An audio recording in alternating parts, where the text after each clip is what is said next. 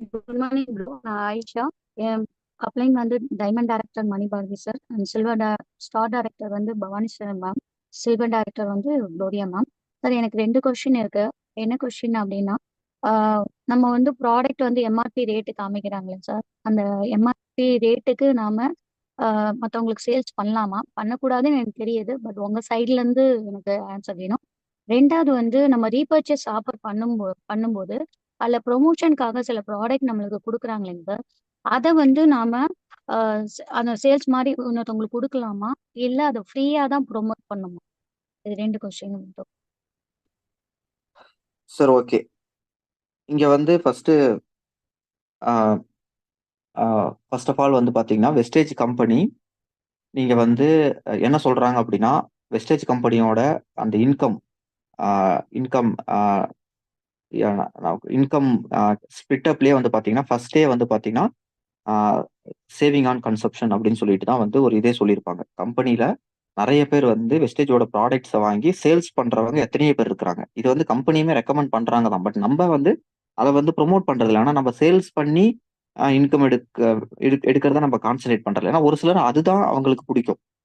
அவங்க அதுதான் பண்றதுக்கு அந்த மாதிரி தான் மைண்ட் செட் இருக்கிறவங்க அதுவும் பண்ணுவாங்க. அதுக்கும் கம்பெனி ஆப்ஷன் கொடுத்துருக்காங்க. நீங்க தாராளமா வந்து டிபி ரேட்டுக்கு வாங்கி உங்களை சுத்தி இருக்கிறவங்களுக்கு எம்ஆர்பி ரேட்டுக்கு நீங்க கொடுக்கலாம். எம்ஆர்பி ரேட்ல வாங்கிட்டு அதுக்கப்புறம் நீங்களும் ஐடி போட்டீங்க அப்படின்னா டிபி ரேட்லயே வாங்கலாம் அப்படின்னு சொல்லலாம். இதே மாதிரி நீங்களும் பண்ணலாம். இதுல ஒரு பிசினஸ் இருக்கும். அப்படியும் நீங்க பிசினஸை ப்ரொமோட் பண்ணலாம். பட் அப்படி பிசினஸை ப்ரொமோட் பண்ணும்போது நமக்கு வந்து ஜாயினிங் ரேஷியோ ரொம்ப ரொம்ப கம்மி. அதனாலதான் நம்ம அதை ப்ரொமோட் பண்றது இல்ல.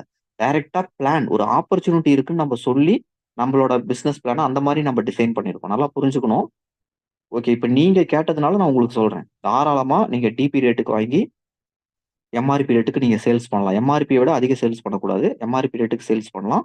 நீங்க வந்து ஃப்ரீ ப்ராடக்ட் ரீபர்ச்சேஸ்ல வரக்கூடிய ஃப்ரீ ப்ராடக்ட் இல்ல கன்சிஸ்டன்சி கூப்பன்ல வாங்கக்கூடிய ஃப்ரீ ப்ராடக்ட்ஸ் எல்லாமே நீங்க எம்ஆர்பி ரேட்டுக்கு தாராளமா நீங்க வைக்கலாம்.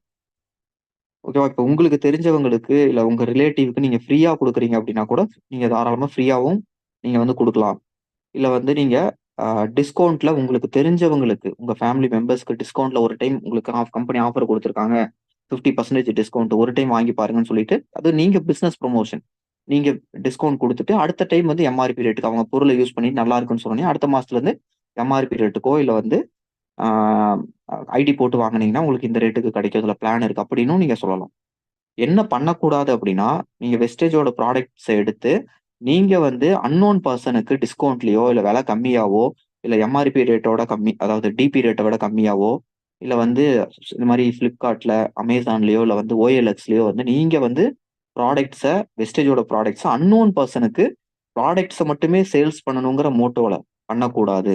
ப்ராடக்ட்ஸ் மூலியமா பிசினஸ குடுக்குறீங்க. அதுவும் உங்களுக்கு தெரிஞ்சவங்க, நீங்க யாருன்னு தெரிஞ்சவங்களுக்கு தான் இத குடுக்கணும். தெரியாதவங்களுக்கு டைரக்ட்டா ப்ராடக்ட்ட குடுக்கறது தப்புன்னு சொல்றாங்க.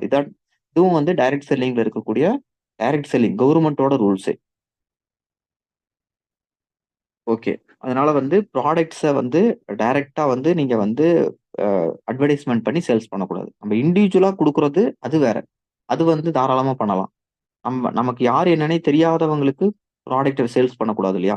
அப்படி சேல்ஸ் பண்றதுக்கு தான் வந்து ட்ரெடிஷனல் செல்லிங்ன்னு ஒண்ணு இருக்கு. டிவி, பேப்பரு அந்த அட்வர்டைஸ்மென்ட் இருக்கு. அது ஒரு தனி ஆ கேட்டகரி. இது தனி கேட்டகரி. இதுக்குன்னு சொல்லிட்டு ஒரு ரூல்ஸ் இருக்கு. இப்ப இந்த படி நீங்க பண்றீங்கன்னா இப்படித்தான் பண்ணணும். ஏன் நீங்க கம்பெனி வந்து கவர்மெண்ட் வேணா எப்படி வேணா பண்ணிக்கலாமேன்னு சொல்லலாமே. ஆனா ஒரு சில டைரக்ட் செல்லிங் கம்பெனி ஜென்யூனா நான் அப்படி பண்றேன். ஆனா இன்னொரு டைரக்ட் செல்லிங் கம்பெனி வந்து அவங்க அதர் பிராண்ட் எல்லாம் வாங்கி வச்சுக்கிட்டு இது டிவிலயும் விளம்பரம் பண்றாங்க. இப்படியும் விக்கிறாங்க. அப்ப எப்படி நாங்க மார்க்கெட் பண்றதுன்னு சொல்லி தான் ஒரு கைட்லைன்ஸ் வந்து இது மாரி ஃபார்ம் பண்றாங்க. இப்படிதான் வந்து இந்த துறைங்கிறதே உருவாச்சு. வெளிநாட்டுலலாம். அப்ப அதுவே வந்து அப்படியே வந்து ரெஃபரன்ஸா வச்சு இந்தியாவிலேயே அப்படியே உள்ள வந்து ஒவ்வொன்னா கொண்டு வராங்க.